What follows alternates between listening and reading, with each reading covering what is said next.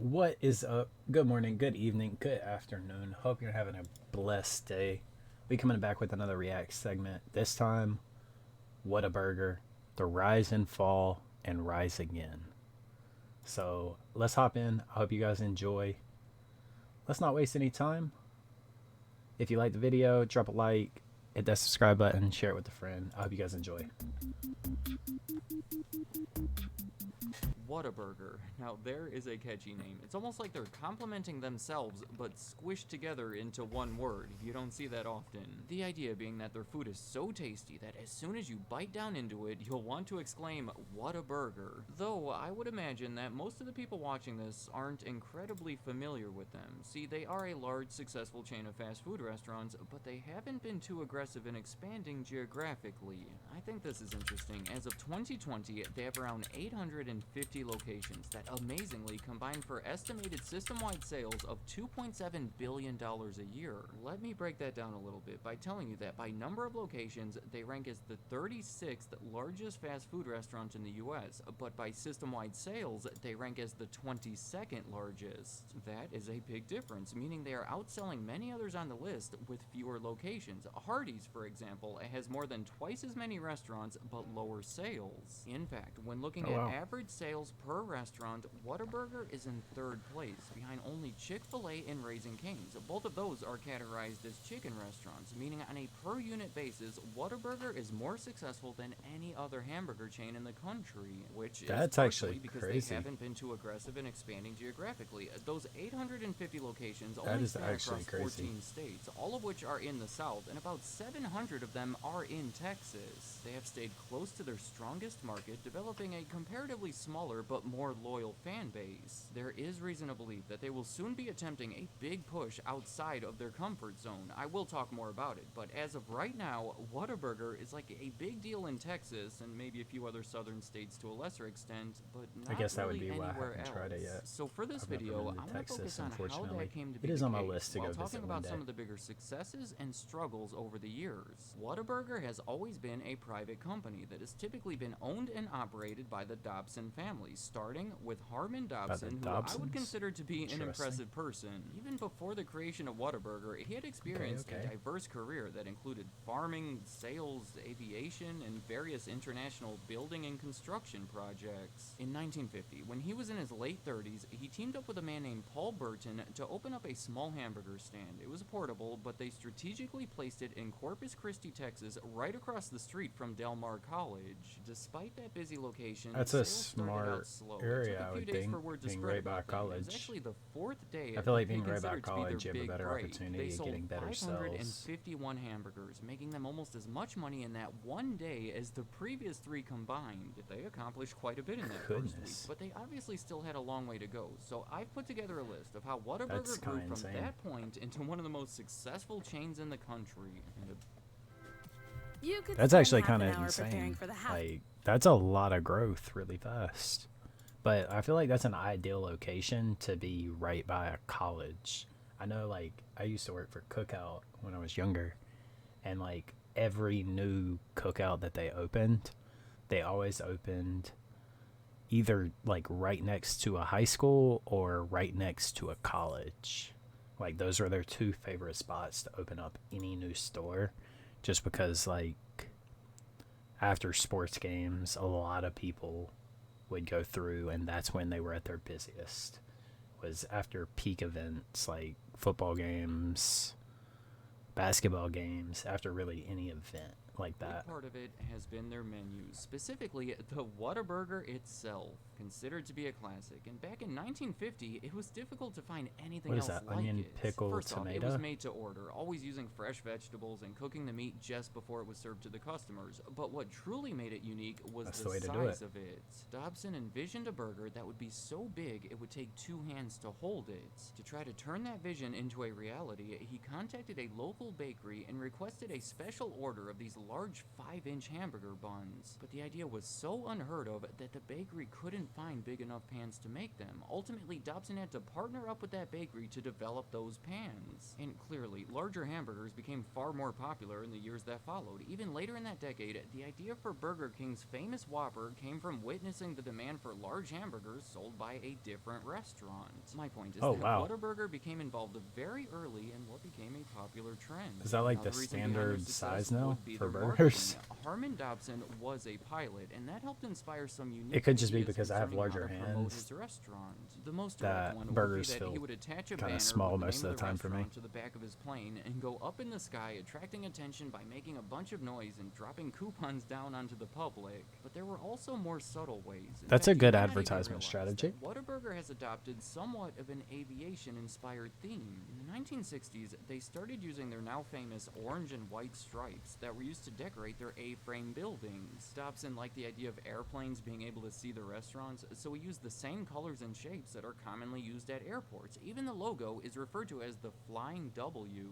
So I suppose if they designed everything to be visible even from the sky, it must be effective in capturing the attention of the cars driving by. Another reason they grew is their pricing, That's which kinda smart. actually turned out to be a major dispute between the two founders. When that first Whataburger opened in 1950, the cost of one of their burgers was 25 cents, cheap enough to buy with only 1 coin. But early on, Dobson wanted to raise that price to 30 cents, whereas Burton felt that the customers wouldn't respond as well at that higher price point. They both felt so strongly that they ultimately split up over the argument. They made a deal where Harmon Dobson would take Inflation full control is of the company, absolutely while Paul Burton would get crazy. the franchising rights to open new Whataburgers around San Antonio. And that was the arrangement that they both followed for the rest of their lives. Once Dobson had full control, he did raise the price, but again, going back to the clever marketing, he put out a sign that said, "Folks, we priced our burgers too low and we lost our shirts. Sorry, but we gotta raise the price to 30 cents. It's a funny but relatable explanation, so the customers seemed to be willing to pay that extra 5 cents, and then he even raised it another 5 cents shortly after, with a similar response from the public. And I also want to mention their new locations and franchising as a reason. Going back to Interesting. opening that first one across from the college, having one of their co-founders turn into a major franchisee, and overall being slow and strategic when spreading their reach. They operated for 2 years before they opened a restaurant outside of Corpus Christi. It was almost 10 years before they opened one outside of Texas, which was in Florida, and by the 1980s, they had over 300 locations that were still only found in 5 states. And it was in the 1980s when Whataburger started having some serious trouble. Despite continuing to open new restaurants, their overall sales went down every year from 1988 to 1993, and I have a few explanations as to why that happened. Many of them were typical. The restaurants weren't being maintained in the way that they should have. They needed repairs and updates. There was some tension between the company and the people operating the restaurants, leading to discouraged and unmotivated employees and therefore poor customer That's rough. experiences. The franchisees were even threatening a lawsuit concerning their portion of rebates coming from the vendors that they felt they were owed. But one of the issues that stands out would be the changes to the menu itself.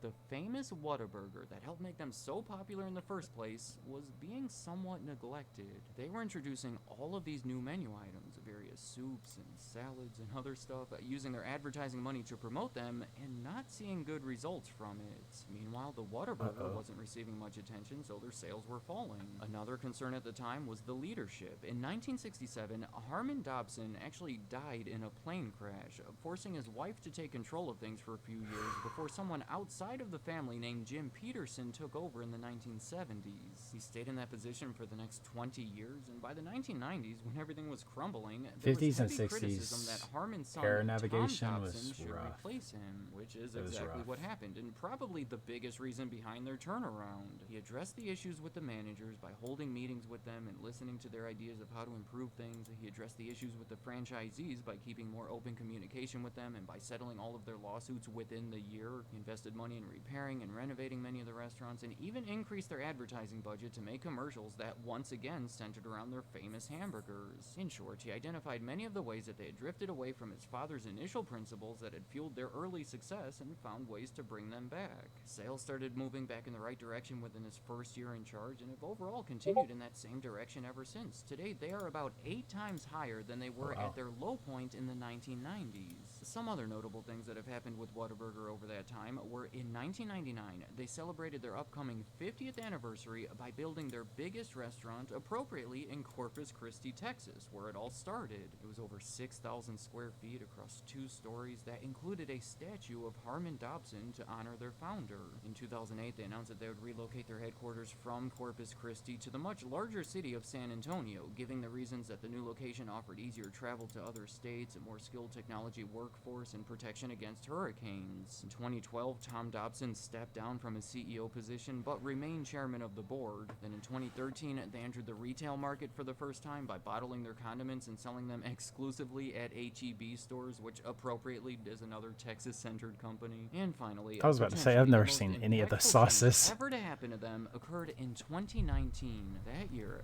the Dobson That is family actually insane. sold the majority of Whataburger to a private equity firm called BDT Capital Partners, though they did maintain a minority interest. So even though there's still heavy family involvement as far as operation and ownership, they are not at the center of it anymore. They say that the main reason That's behind sad. that transaction is expansion. At the time, Tom Dobson But said sometimes they have it's a a track record good of way to success cash with out and make businesses some as money special as for the ours family. that want to grow while preserving culture and family history. And in 2022, the company said that they are entering the largest growth phase in its 70-plus year history. And to complicate things a little bit, BDT Capital Partners is actually based in Chicago, which is kind of odd. There has been some backlash concerning the fact that this classic Texas brand is now technically based in a northern state where there are no Whataburgers. But ever since that deal, they've been working to expand into Missouri, Kansas, Colorado, Tennessee, basically making their way further up north, meaning it's potentially an exciting time for the company and an exciting time for anyone in the northern part of the country that would like to have a Whataburger somewhere around them. So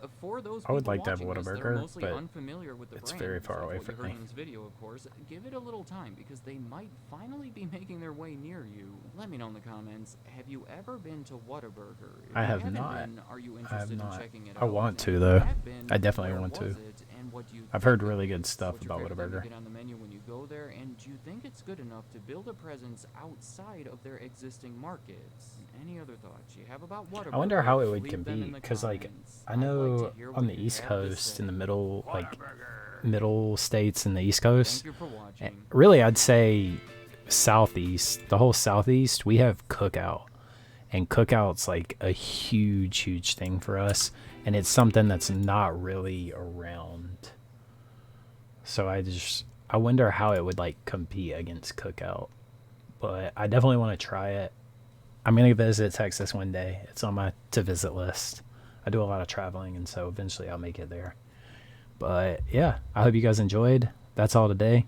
Let me know if you guys have been. Let me know if you plan on going. And I will see you guys in the next one. I'm out.